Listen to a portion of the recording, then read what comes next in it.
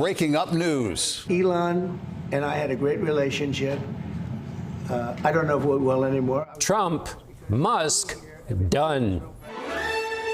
From CBS News headquarters in New York, this is the CBS Evening News. Good evening, I'm John Dickerson. I'm Maurice Dubois. It always seemed just a matter of time before the alliance between the most powerful man in the world and the richest man in the world would come to an end. And if you had June 5th in the pool, you nailed it. This is the day Donald Trump and Elon Musk finally went from bosom buddies to family feud. And it got ugly quickly. The president said Musk had gone crazy. And when someone tweeted that Mr. Trump should be impeached, Musk replied, yes. Musk endorsed the president for re-election last July 13th, right after Mr. Trump had been shot, and went to work for him after the inauguration. When Musk left the White House last week, the president gave him a gold key. Now he appears ready to change the locks. So what went wrong? Nancy Cordes is at the White House. John, this fight has now gone galactic, with President Trump threatening to yank billions of dollars worth of contracts from the Elon Musk company SpaceX. And Musk, in response, is saying he's going to decommission the Dragon spacecraft, which is used to transport astronauts to and from the International Space Station. I'm very disappointed in Elon. I've helped Elon a lot.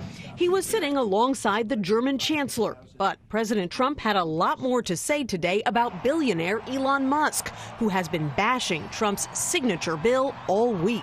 He knew every aspect of this bill. He knew it better than almost anybody. And he never had a problem until right after he left. False. This bill was never shown to me even once, Musk spat back as he rebutted his former boss in real time with a flurry of posts on his social media site, X. Bankrupting America is not okay, he wrote.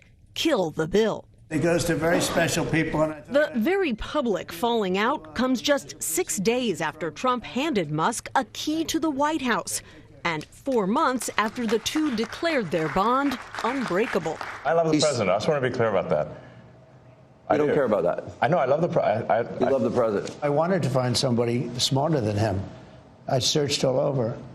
I just couldn't do it. But Musk, who Trump hired to cut spending, has been railing against what he calls the big ugly bill. It's estimated that the bill's mix of tax cuts, Medicaid cuts, and border security measures will add $2.4 trillion to the federal deficit. And Musk isn't the only conservative who wants changes. My response to Mr. Musk is that, I feel your pain. Elon's, I think, saying things that a lot of the American people feel. It's like, what are you doing? The bill is incredible. But Trump suggested today that Musk, whose last day was Friday, is just having separation anxiety. People leave my administration and they love us. And then at some point they miss it so badly, and some of them actually become hostile. I don't know what it is. It's sort of Trump derangement syndrome, I guess they call it. Such ingratitude, Musk responded. Without me, Trump would have lost the election. The spat went beyond policy and into the personal when, without presenting evidence, Musk posted this about the president and the late Jeffrey Epstein, a convicted child sex offender. Time to drop the really big bomb. Trump is in the Epstein files.